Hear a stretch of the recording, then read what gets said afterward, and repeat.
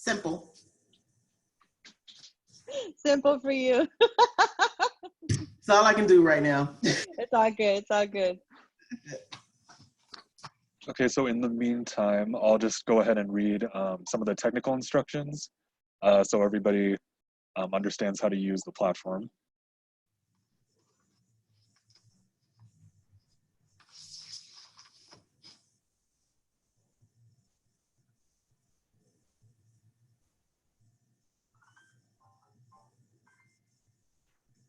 Good morning, everyone, and welcome to this morning's meeting. My name is Darren, and I'll be the production lead for the meeting today. So just a couple of housekeeping / technical instructions before we get started. All audio, video, and chat will be monitored and recorded for quality assurance, record keeping, and training purposes. By default, all participants will be muted to minimize distractions.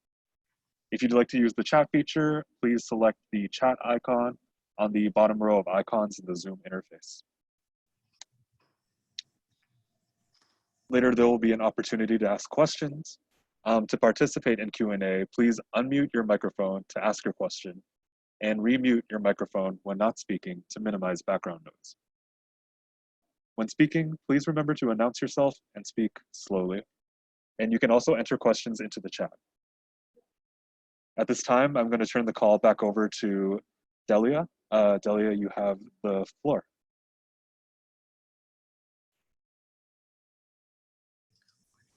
Good morning, everyone.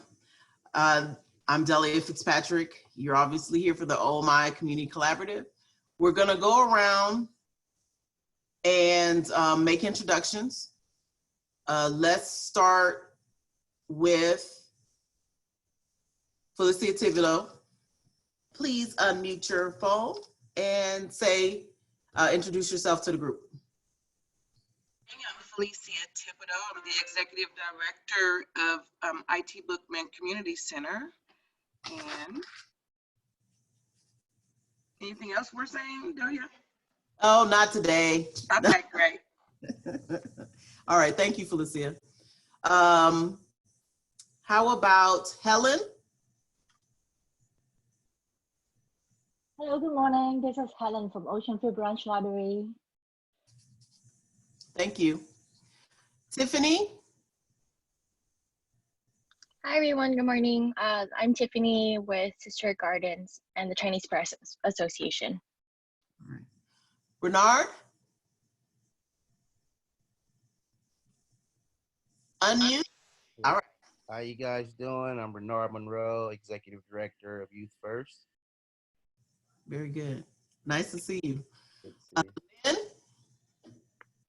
Next. Lynn? Hi, everyone. It's Lynn Mays from the Ocean View Branch Library. Nice to see you. Laura?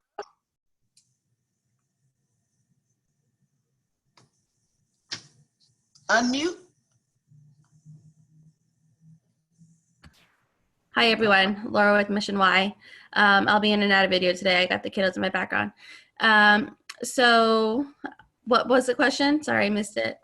I didn't do a question today, so it's just your name and your organization. That's fine. Okay, I'm fine. taking it easy on you guys. You guys hate my questions. So let's see. We did Helen, Karen Nemzik.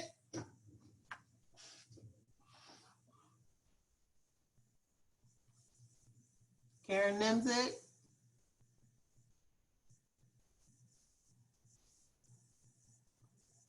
It's all right.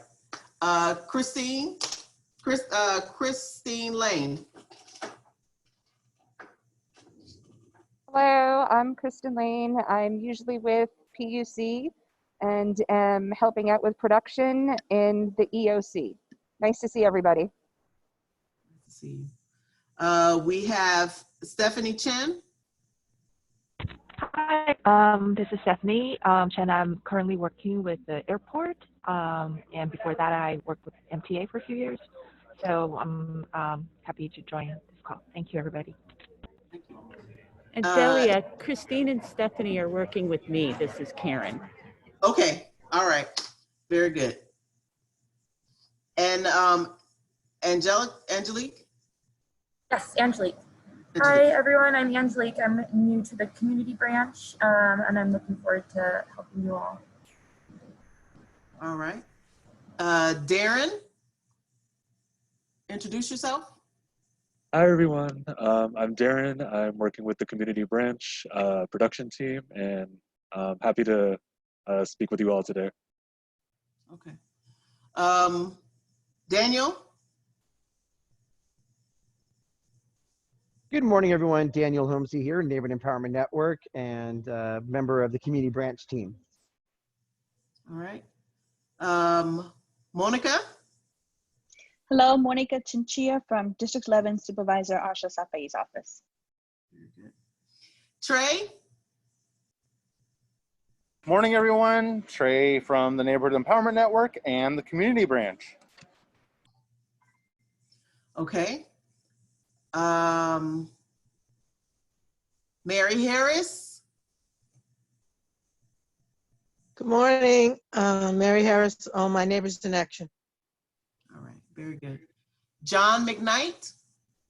Good morning. Thank you so much for having us on this call. My name is John McKnight. I'm the branch coordinator here at the Department of Emergency Management or Emergency Operations Center, working closely with Daniel and all the team here to make sure that you all have a voice and that we're hearing it here at the Emergency Operations Center. Thank you for everyone who's joining in on this call. All right, very good. Thank you. Anybody I'm missing? There's Trey, did you say anything? Yep, you got me. Oh, there's John Melikar. Okay, John Melikar, state your name and your organization.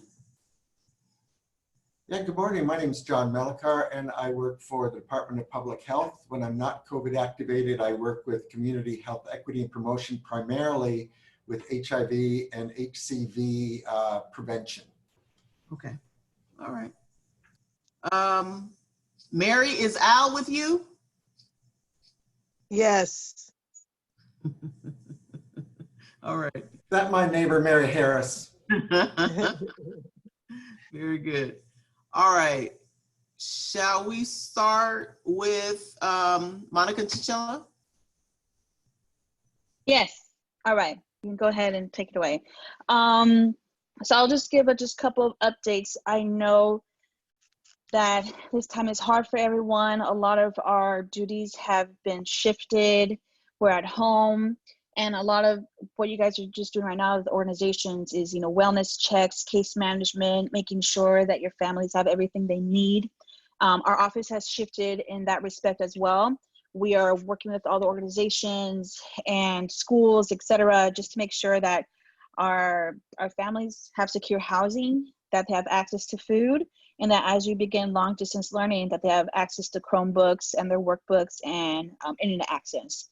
And so that's been basically my kind of role these last couple weeks. And so if there's anyone in your staff or your program who has need, or it feels like they're falling through the cracks, or you're not getting a certain need met, please let me know. I've also been working with the food bank and SFUC to open up more food sites. I'm not sure if you guys have seen, or maybe you have, like we have had a huge amount of families within our district go to James Denman, go to June Jordan, go to the various sites to get food. We had over 1,500 families served just on Wednesday at James Denman, just accessing food. And so there's a huge need for food right now in our district. We opened up an additional site at Longfellow Elementary, and I am viciously pushing hard to get a site opened up in the OMI. Like, you have no idea, vicious. So we are trying to push Rec and Park to see if we can use Mini Levy as a food distribution site. We were originally trying to get Sheridan to open, but apparently it's starting construction this week. So we're doing what we can to find a site and secure a site within the next week or two to serve families in the OMI. So that's kind of been one of my big priorities, you know, the last couple of weeks. And so hopefully we'll have something pinned down later today. In terms of small businesses, our office has one of our team members dedicated solely to working with all the small businesses within the district, making sure they've applied with OEWD for the resilience grants, making sure they have access and they know where to get support for their employees, making sure they know what kind of state benefits and grants are out there. And so if you guys hear of someone who's in need or we haven't talked to, or that is still needing some support, just let me know and I can connect them with Tim. He's the one handling that. We're also going to be in the EOC, the Emergency Operations Center, next week. And Tim Ho will be the one representing District 11 in that office as well. So we'll be able to get more on the ground updates about what's going on citywide. But he'll still be able to manage kind of the supports for small businesses while he's there. In terms of legislation, the supervisors worked hard to really push legislation to get PPE, the personal protective equipment, for community operators, for nurses, for our grocery workers. We introduced a resolution on Tuesday to urge the city to create supports to prevent child abuse during this time. We know that's been a huge need, as many of our child care centers, our family resource centers, and our schools are closed. There's been a huge dip in cases being reported to CPS, and so that's been a big concern. And so we've been working with the mayor and other city leadership on finding some gap funding to help support families during this time with that. In addition, I already said he's worked with community operators to get, protections, etc. And there's a few other things. And if you guys aren't on our newsletter, we send that out 3 times a week. And I know they're not the best looking newsletters. It's kind of clunky, but it's okay. People appreciate it. It's something. It's something. So we'd rather overshare than not share at all. And so, and also because we don't have the skill within our office to make it all nice, but whatever. We'll get there one day. But if you haven't been added to the newsletter, let me know. I'll put my email address in the chat right now so you can request to be added. We have a lot of information, like we report on everything. So it's a good place to go to for all the updates. And I think, let me see, we created a subcommittee focusing on monolingual Latino communities, and we're going to be starting this for the Asian communities as well, because we know there's a technology gap, there's an information gap on what communities are getting what information. And so we want to make sure that as all this information is presented in English, that those who don't have English as their primary language are able to access these important supports. And so we're working with Calle 24 in terms of how do we share information about social distancing, distance learning, etc. And we'll be focusing our efforts on the Chinese community as well with them coming the next week. And so that's kind of just where we are at this moment. Oh, and in addition, we're having weekly calls with CBOs and having kind of different guests come on each time. We had the director of DOS this week, we had OEWD last week, etc.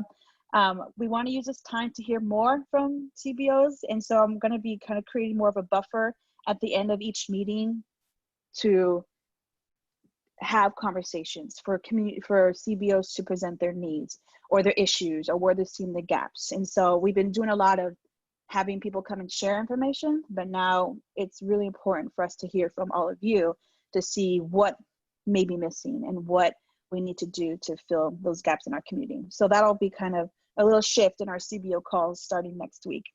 And so if you haven't joined, I hope you do join. And that's it for me. Now, is that CBO call recorded? It is, and I haven't sent them out, but I can send them out for people who miss in. It happens right at my my food distribution.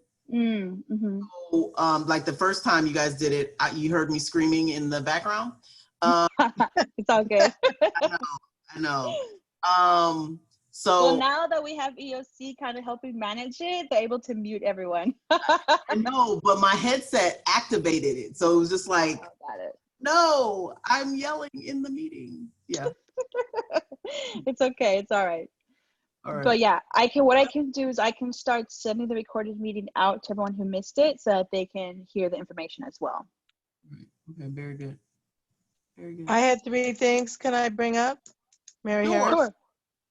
Harris? One is, as you're looking for a site in the OMI, would you, I know it's difficult already, but would you consider that that site should be accessible because we don't have an M line to get to the food? So that should be a consideration when you pick a site, that people can get to it without the M line being. Yeah, and that was so the food bank looked thoroughly in the OMI and at various sites, because at first we were looking at 3 sites and they narrowed it down to that one because, or mini levy would be the best, but we still have to kind of negotiate, work that out, because it is still accessible with a 29. That's the only bus that's running through there. And so, yeah, that is a requirement for a new distribution site, is that it be accessible within those reduced, very reduced service lines that Muni is operating. Okay. Just want to mention, I've mentioned it many times, I am not getting the newsletter. Every time they say it's fixed, it's not fixed. I don't get it. Okay. And Mary, then the last, go ahead. and then the, pardon me? Oh, no, go ahead. Okay. Then the last thing I was going to ask about was the safe parking site. Since we haven't had any vehicle triage meetings, I've been worried if they have any needs or if there's any updates or anything we should know. Yeah, perfect. And I'm working with Dylan to send an update to the community. She's been kind of bogged down lately because she's been at the EOC as well.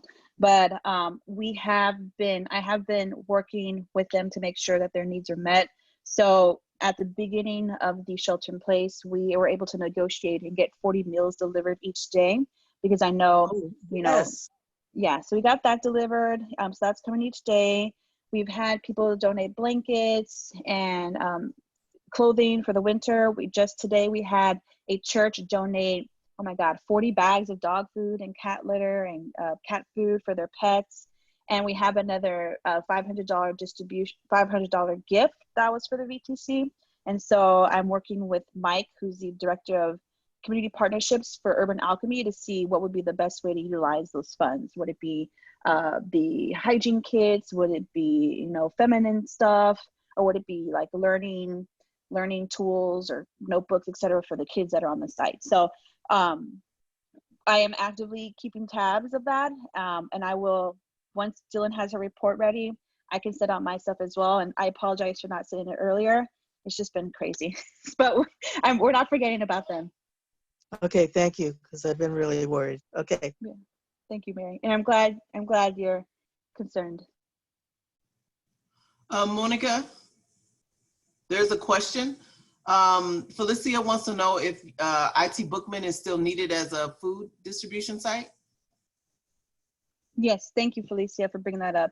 That was in the considerations with the food bank and SFUC. IT Bookman was one of the sites we're still considering, and so I don't want to tell you no or yes yet. I don't want to tell you no yet, but it's still we're still trying to work what we can do in the OMI. So hang tight. And I know that Gwen and ICY has offered to staff and to, you know, help with the outreach for students. And so I'll get an answer for you later today, a concrete one. Very good. Okay, I just wanted to make one mention. We, although there is no M line, amazingly enough, we had 40 seniors yesterday find their way to IT Bookman for their 7-day meal pack. So some kind of way people are getting to that 29 and walking. I saw a lot of people walking down, just so you know. So if the seniors and the disabled are making it, I could assume that most other families could find their way to, just so you know. No worries. And just one thing as well, just regarding the MTA line reductions, we've been pushing hard with Jeff Tumlin and the board leadership to be like, the M and the 54 were lifelines for our community. And so we need those back as soon as possible. So we've had their commitment and we've been working hard with them to make sure that as soon as operators come back, that we restore service to one of those lines as quickly as possible. Yeah, even though you had 40, you probably could have had 50 or 60 or more if you had the M line. Right. Exactly. Okay, Monica, anything else? I think if there are more questions that come up, I'm more than happy to answer. That was just at the, I know, 1 second. Sorry, my she's supposed to be on her class as well. As they bring up, I'm more than happy to answer questions. That's just at the top of my head, but there's certainly more that can be discussed. So I'm more than happy to take questions. All right. Okay. Anybody else have any questions for Monica? All right. We're gonna do a special guest, I guess, and then we'll go into Laura will be next after this. So John Malachart. Yes. Great. I'm sorry. Would you like to say anything? Sure. I'm an OMI resident, so I have interest in this call in particular. What I didn't say in my own introduction is that my work on in the Department Operations Center, which is the Department of Public Health equivalent of the emergency activation of the EOC, is that I work with faith-based organizations as well as community-based organizations. And part of my job is to represent DPH whenever, or find people to represent DPH when that's requested of the community, and also to initiate some outreach when it's required. So that's sort of part on the community side, that's part of my job. The other part of my job is that for those two settings, for community-based organizations and for faith-based organizations, I'm also a setting liaison for contact tracing. So what that would mean is that if at a, for instance, if a community-based organization was still running essential services, and we find out that one of the staff or clients had been tested COVID positive, then it's that one part of the DPH goes and works with that person to identify people that may have been exposed. My job is to reach out to the setting or to that CBO where that person had contact and tell them that somebody had tested positive and when they were in that setting, so that that organization can reach out and identify people who might have been in that setting. And in some cases, those settings may give me names that I would then hand on to the contact tracing unit. Okay. So that's kind of my two hats. Okay, very good. Thank you. Laura, you ready? Where'd she go? Laura Padilla. Okay, so I'm gonna share our screen. So today I'm just gonna go over our financials and do some grand updates. You guys, can you see the screen now? No. Oh, no. Yep. Did that work? Yes. All right, give me 1 minute. Okay. So we're gonna start at, so a lot of our grantees are on the call today, so they're gonna go through some details on how they're gonna expend their grants. So if you look at the notes section, if there's no notes, that means that that grantee has completed their project, they expended their funds. And the ones that do have notes are the ones who currently still have remaining funds and are going to change their outcome a little bit to kind of fit with the current situation that we're in. And just share details about how they're being flexible and moving the outcomes of the project to get us through this pandemic. And then at the end, we do have some remaining funds for our grantees from our overall amount of funds that we give out every year. So we have $5,600 about left over. And so we just need to have a discussion of where is the community need, how can we use this funds to either bring in tools for this group for the upcoming year or meet a need that's currently in the community. So we're gonna start up here. and go to Patty. Are you on the call? If we look at this table, you go down to number 3, Creative and Expressive Arts Project. This is a project being led by Catholic Charities, and she has about $2,500 left over and has some ideas on how she could expend that grant for this year. Patty's on the call. We just need to unmute her. Yeah, so along with our food distributions and what we're hearing in the community is a lot of our families are running out of the toiletries and things. They can't find the shampoos and the dish soap and deodorants and toothpaste and Kleenex and all those things. And so I wanted to repurpose the dollars and get those supplies. And then we're doing deliveries with food distribution right now. So for people who can't get out and get to their food, we started deliveries last week, and we're able to add some additional deliveries. For those, if you have people in our community who actually need a delivery, you need to just let me know. And I'd like to then add the toiletries and be able to send that out to the clients as well. Do our wellness calls, that's what we're hearing the need. Okay, so 2,500 to toiletry. Actually, that would be mostly the Aging 101 event series. We still have some art supplies to order because we'd like to continue the art classes into next year whenever they can start together. But I think there will be some leftover money there too. And so combining that and getting what the community members are asking for, I think would be helpful. Patty. Yes. There is a question from Monica Chinchilla about how many more people could you add to that delivery list, or like how many total and how many people can you add? So currently we're taking about 35 deliveries on Thursday, and we could do probably an additional 30 on Tuesdays. Okay. And then possibly more. We're unfurloughing staff now, and some of them are drivers and stuff, so they are really good at connecting with other team members and doing the deliveries to the client's house. Okay. But it really is delivery for those who are in need, not want. Okay. A lot of our seniors, a lot of our people can still get out and get their own supplies. So we want that, but for those who can't or who have those issues where they shouldn't be going out, so there are a lot of seniors, we don't want them to be going out in the community if they don't have to. Now, who is, are we calling you or emailing you people, or how?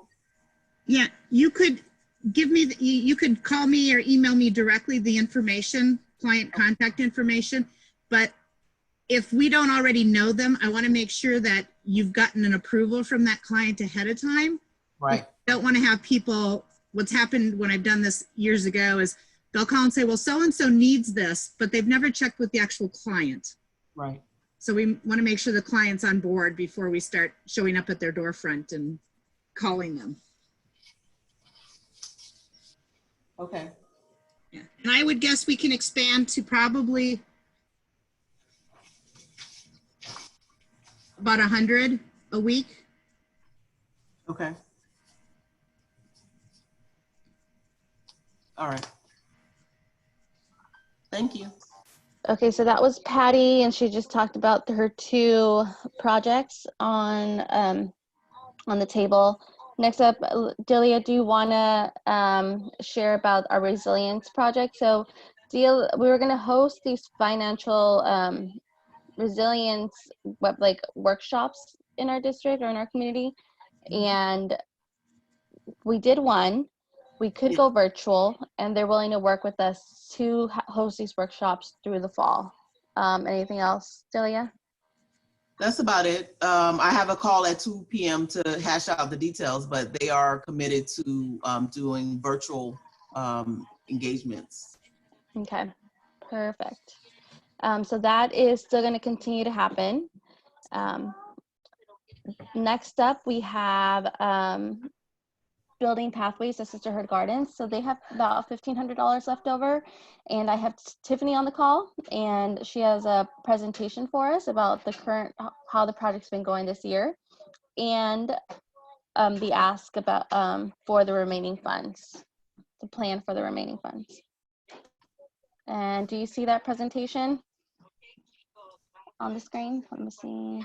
Oh, let's see here. Karen, Nimzik had a question about how many people are attending the financial trainings. It had just started and there were about 10 people that attended. So they were wanting to ramp up to at least 20, but the first set was about 10. All right, next we have Tiffany. All right. Hi, everyone. It's been a while since I joined and wanted to just share some updates. I wasn't sure how I kind of have lost slides, but I'll try to go through them quick. But yeah, we've used a lot of the funding already, half the funding, to host our community events. We had Autumn Moon Festival in the fall, and there was a huge turnout. It was very intergenerational, very exciting. And we had food and activities and a gardener meeting. If you can go to the next slide. Laura. One of the big chunks of funding that we had applied for and was granted was to fulfill our pathways project, making more accessible pathways along our garden. And we have been able to do that for a few of the paths. And we were doing this project in large part because it was very challenging to maintain the pathways given the amount of wheat that was growing. So we were trying to build and add decomposed granite to prevent, to kind of like stop the weeds from growing once and for all. If you can go to the next photo, Laura. The next photo shows us some of the pathways that we've built. It took a lot of work, and we're able to sustain this project through the volunteers and volunteer partnerships with Lowell High School students, with City College students, and just volunteers in the neighborhood and community. But because of COVID, if you can go to the next slide, we've had to make some pivots because we can no longer have build days, which we used to have once a month. And so we're asking to move the monies to another project we've been working on, which is to secure our gates. And last fall, one of our locks were stolen, and it was really expensive. And we're trying to, for the other two gates that we have, build lock boxes on top of the locks. And we've had long conversations with a welder and with a locksmith to figure out how we can secure the locks that we have, the existing locks we have, with a welded box over it. And this adjustment would, and this is like the drawing that the welder proposed, and that would help keep it secure. And we've also talked to Public Works, which is the owner of the land, and they had said that this is probably the best option because most locks are built. The people that stole the locks had expertise in locks, so so this is probably the best option, having a lock on top of another lock. And yes, so we're asking for funding to do that. Sorry, if you can go back to slide 4. Some of the things that we've done to pivot is that even though we can't have gatherings at the garden, a lot of our steering committee members are still volunteering their time on their own in small, like some folks, I think there's like 2 gardeners at a time, maybe spending, going to the garden to make sure that like our pathways are being maintained, our common areas are taken care of. We have a volunteer that's watering all the plots for people, since we do have elders who have shared that they don't feel comfortable coming to the garden anymore, or have stopped coming because they're scared of exposure. We did decide to keep the garden open because we know that people need recreation space, right? They still need to go outside and take a fresh air, right, after being inside for a long time. And so we have kept the garden open for people, and we have shared guidelines about social distancing. And we also left gloves in the tool shed for gardeners to use if they need to access the shed. And we've also been thinking about doing virtual garden lessons online, and we released a video this past week because we heard that with COVID, a lot of people are interested in gardening. There's a peak in interest and all the seeds are being sold out at the store. Jamie, one of our steering committee members, also grew plants that we were going to pass out during our Spring Family Day, and our egg hunt, which was what we were granted money to do, but we couldn't do an egg hunt this year. Sadly, we're trying to postpone that and do an egg hunt, a makeup egg hunt once COVID is over, because egg hunts can happen anytime. Right. In the meantime, though, our plants that we grew, we're still trying to figure out how we can have contactless pickup for gardeners who want to. Gardeners and committee members who might want some. Otherwise, Jamie's gonna get in touch with people who want and deliver to them if they are willing to give a donation to the garden. Okay. Yeah, and then if you can go to the very, very last slide, Laura. Some of the things my organization is doing as the Chinese Progressive Association is that we are doing a lot of unemployment insurance assistance.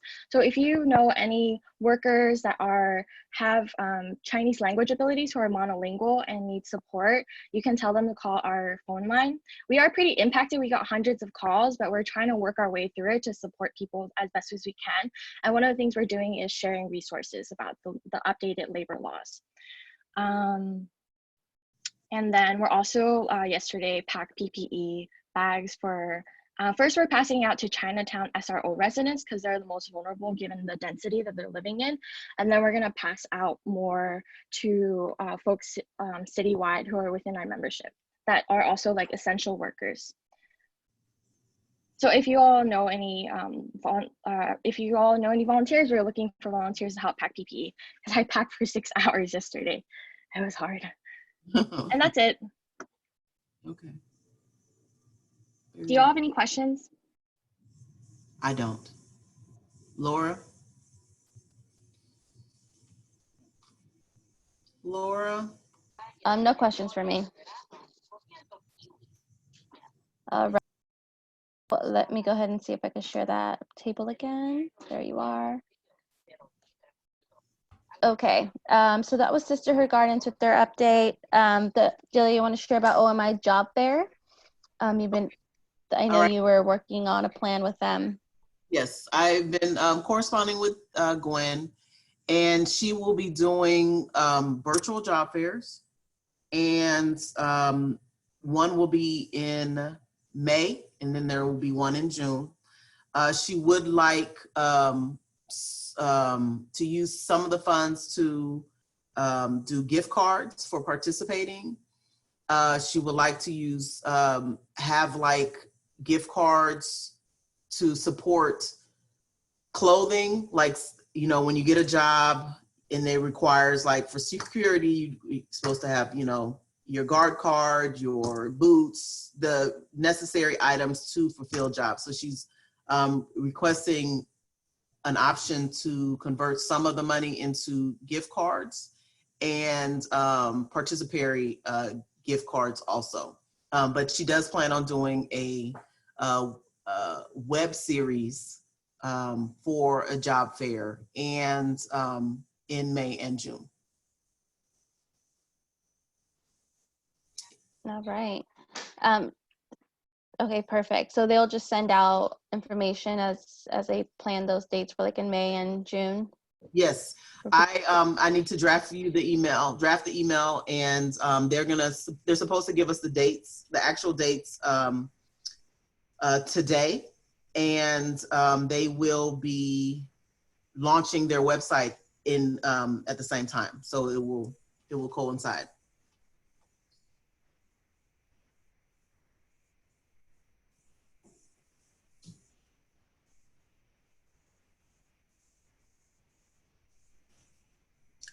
Laura? Okay, perfect. Sorry, I just trying to eliminate the background noise.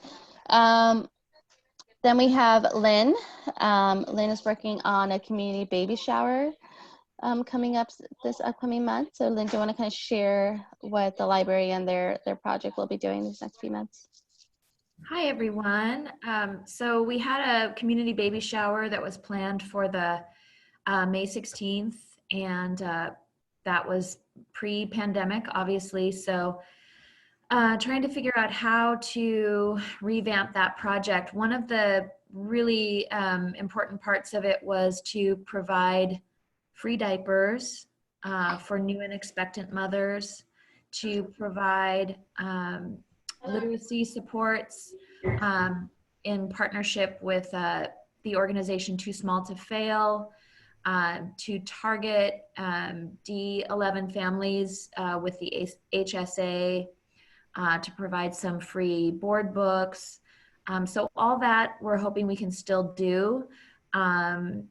And it seems like since we're not going to be spending money on providing like a large lunch or a music program or anything like that, because that was all part of the gathering that was part of the gathering. We may be able to redirect those funds towards more books or towards developmentally appropriate toys for babies. And so the idea is to hopefully try to reach 250 new and expectant mothers in D11 and try to get those materials out to them. I have to put a caveat on it that because the library is working with lots of requests for the people to be deployed as disaster service workers, that I haven't gotten the 100% approval yet to initiate this project. They're putting me kind of on hold until the management team and the public service team says, okay, yeah, get started on the project, because I think that the question is that at any moment we could be deployed as disaster service workers. And so that would require me sort of dropping everything and then moving into whatever sector is requires my service. But, I'm very optimistic that there's enough people power to go around to do all of the things that we need to do. I believe very strongly that this is a really important intervention for new and expectant mothers. We have mostly everything in place to do this, and I'm just keeping my fingers crossed, and I should know in about a week whether or not I'm approved to go ahead and just start doing all the legwork to get this done. I mean, obviously it also involves the cooperation of many of our community partners and their capacity and the flexibility and all that stuff. So there's a lot of moving pieces, but I think it's doable, and I'm hopeful. So that's pretty much it. Very good. Okay. Thank you, Lynn. Just keep us posted. And next up, we have the OMI Service Connector on Broad Street, and they're collaborating with the FRC also on Broad Street here in the OMI. And so the FRC had an egg hunt as well, community annual egg hunt that they usually always do. I don't believe they're on the call, so I'll just go ahead and update you guys with that. So the egg hunt and the YMCA Service Connector, both programs on Broad Street, are going to collaborate for a total of $5,000. That $5,000 is going to go to create more emergency pantry bags for the community. What they're finding is that they're constantly getting people walking through their door on days that aren't drop-offs or pantry days or food bank days with a need for food. So they are going to use the funds to do some toiletries and also just emergency pantry bags to give to the community. When they run out at the food bank, their line just keeps increasing every week these past several weeks. So to have those on hand to be able to serve the families that come on pantry days, and for those who knock on their doors on days that the pantry day isn't happening. So that $5,000 is going to go to support that effort. And then I think our next one is mini aging, and Patty, I think you covered that. Is that right? Oh, we may have lost her. But I think she shared that that was going to be around toiletries and again, some emergency planning. And she also collaborates a lot with the FRC and Service Connector on those pantry days. So Yeah, go ahead. that's Patty. correct. And I've reached out to all of them, or to them already, letting them know too, if they have clients who are in need of these things. Like Deborah's going to get me a list, so she knows some clients that she was working with the CLC. We're going to need some of these same items. We're just trying to serve people in the community here. Laura? Yes, and then so the last $1,000 that we have was given to Minnie Levy to have a Black History Month, and that was put on hold this past month. They usually have it at the end of February. They weren't able to do that. So she's planning to celebrate it in October and make this a collaboration Juneteenth event. So she's still hashing out the details on that, but she is hoping to have that happen once we're back and running. Laura? I need to interrupt for a minute. Okay. Monica is getting ready to leave, but she wanted to give a 2-minute on the city's budget process, and I need her to do that right quick. Okay, that's perfect. Monica? Perfect, no worries. Yes, I'm available. I'll talk really quickly about that. As many of you have heard, we are looking at potentially a $1.1 to $1.7 billion shortfall over the next couple of fiscal years due to the COVID crisis and loss of tax revenue, employees being, it's been crazy. The controller issued a preliminary report in earlier this month, which I can share with you. He's going to give a more thorough one in May to really just clarify where we are as a city, as many of these funds are still being spent at this time to ramp up our emergency services and help support our hospitals, etc.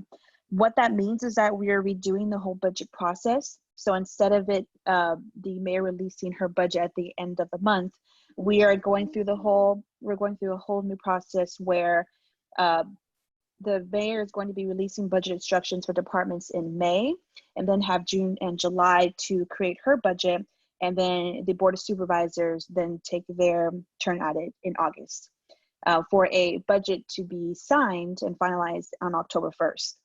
Considering the amount of debt we have looking ahead of us, it's going to be a hard budget season. It really is, and I don't want to lie about that. We've even been instructed as district offices that we will not have $1 million in towards our add back funds. It could be a lot less than that.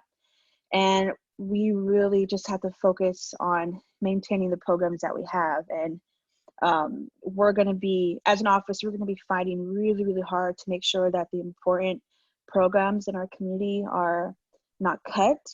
But in terms of any new asks for this year, I would request that be put on hold because we're not going to be able to take any new asks. I think what we might be doing is to see maybe some unspent funds that can be repurposed towards this crisis. Like, okay, how do we support our businesses? How do we, like Patty had said, how do we get more funds for essential items like toilet paper during this time so we can help support our community? But any kind of new asks, any new programs, it's going to have to be hold for this year. But just know that the important programs that we do have in our district, we're going to be fighting very hard to maintain.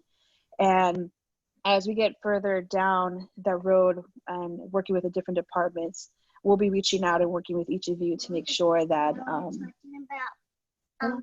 Monkey, hold on. We'll be sure to reach out and work with each of you to make sure that that you aren't forgotten. So that's just a short spiel about budget.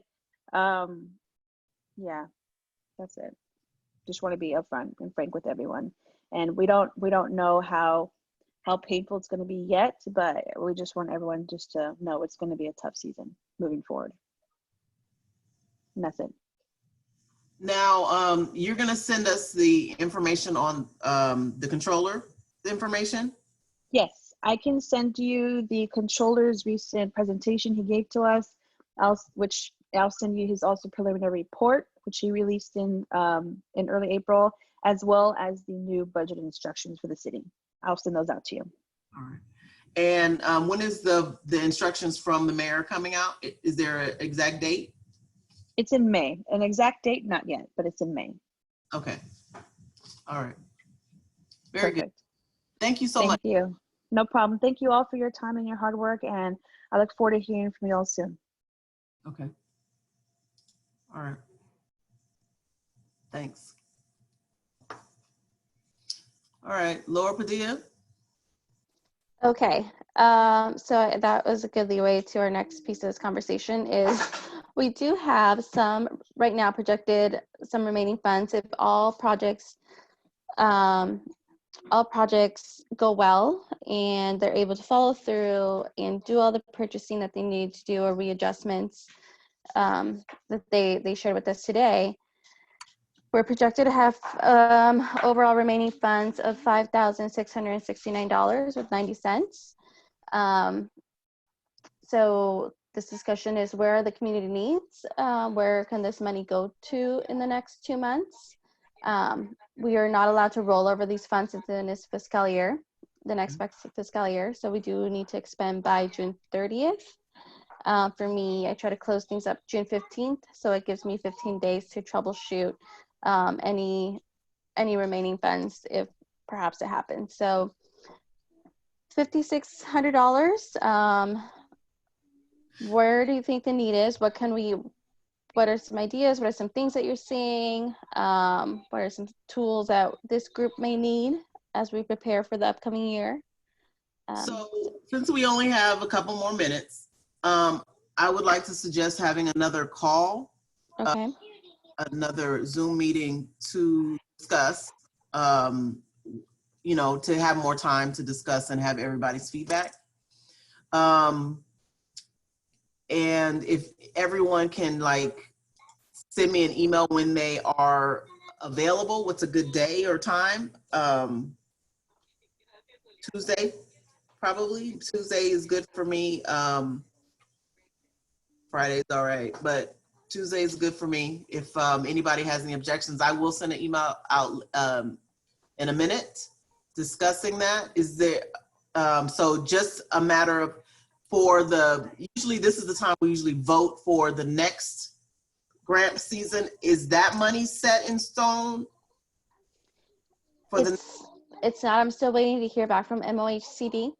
Okay. About their RFP was supposed to be released in March. That didn't happen. They told me it's coming out this month in April. I'm halfway through April and I haven't seen it yet. So I'm waiting for that RFP so that the Mission Y could apply and then get us going, preparing for the next cycle of grant funds. But because of the delay, we probably, if all things go well, we probably won't do another grant cycle till June or July. Okay. I was gonna say, Delia, that Tuesdays at 10 is already a Department on Aging where all the community partners conference call standing Tuesday at 10. So if it's Tuesday, just don't let it be at 10. Okay. All right. That's fine. I had 3 things I wanted to ask before we went off. Okay. One is I had a Zoom meeting with SF Safe and the police department, and they wanted to change National Night Out. It's usually the first Tuesday in August to the first Tuesday in October 6th. Oh, okay. So I wanted people to make note of that. The other thing I wanted to ask Tiffany, she was talking about volunteers for packing. I was wondering when and where that was, because I might be able to help with that. Is Tiffany still on? I don't see her. Hold on. If you could No, give me she's off. I think she's no longer on the call. I could follow up with her though, Mary, and get that information in our notes that we'll send out. Okay, great. And then the last thing was, are we still going to have an OMI Health and Wellness Fair? Good question. Patty? Oh, that is such a loaded question. Oh, Well, you, it's Sorry. definitely not going to look like last year. right. Well, yeah, we know that. Yeah, we talked about it briefly, I think the last meeting, about how we could possibly switch stuff up and do some special trainings, but I really not sure exactly what that will look like being at September. Right. I don't know that we'll be able to have too much yet. I think we could talk about that at the next meeting too and think about what could it really look like. Okay. All right. And I'll come up with some ideas Okay. for feedback.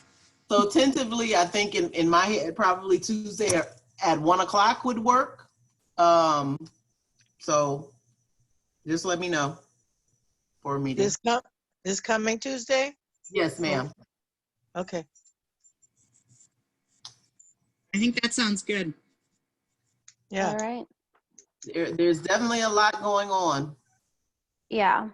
So yeah, if you guys have any ideas, anything that we could, you know, use these funds for, yeah, come Tuesday with your ideas. All right. Laura, can you send that to me? Will do. All right. Thank you. Trey, do you have any closing?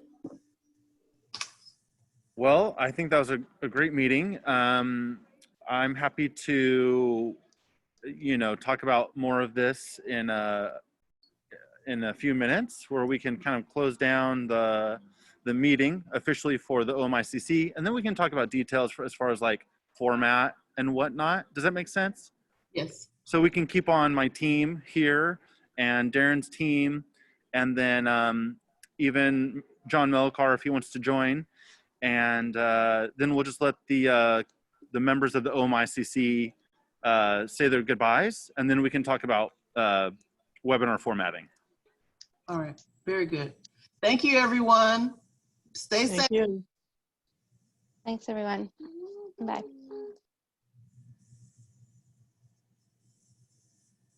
Thanks, everyone. See you next time. All right. Bye-bye. Okay. Bye.